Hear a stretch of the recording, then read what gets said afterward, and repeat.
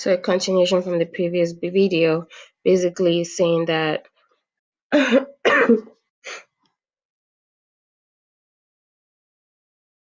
don't remember what I was saying.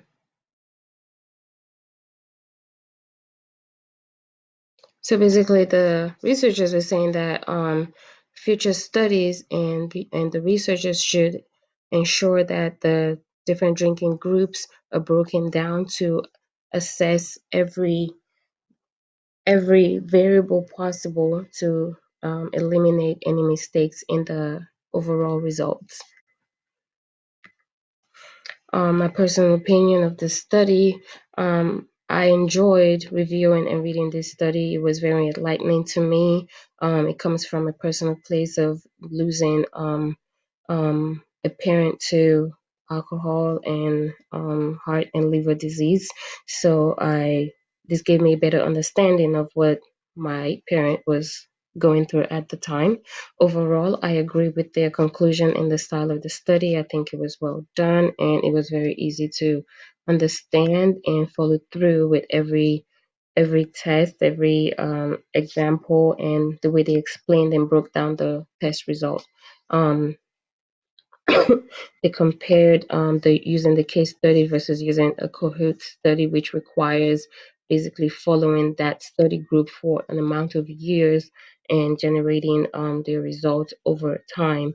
And basically, they were advising that whatever future researchers choose to use a cohort study, that they should ensure that they dot their I's and cross all T's to avoid any errors in the study results. They discussed several limitations that they observed during the study, which was part of it was the sampling, the error with the sampling. They also talked about the misconception with the lifetime abstinence, how they could have been former drinkers that chose to stop drinking at an early age and just didn't drink for the rest of your life. It doesn't mean that they're not at risk of CHD, but they were not that criteria of lifetime abstinence were not included in the study. And they also included in the study I don't know if I'm saying that right, but covariates, which is basically including tobacco users, illicit drugs, as well as people who also drink as having a risk factor of not only CHD but other alcohol-related health conditions.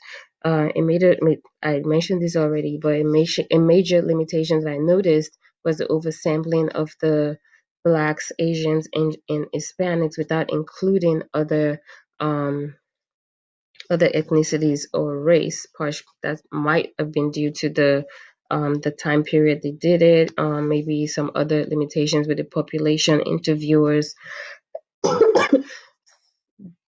that I feel like if they had more variety, they probably would. While the association may have been the same, maybe the numbers would have been quite different. And the researchers, they were very clear with their results.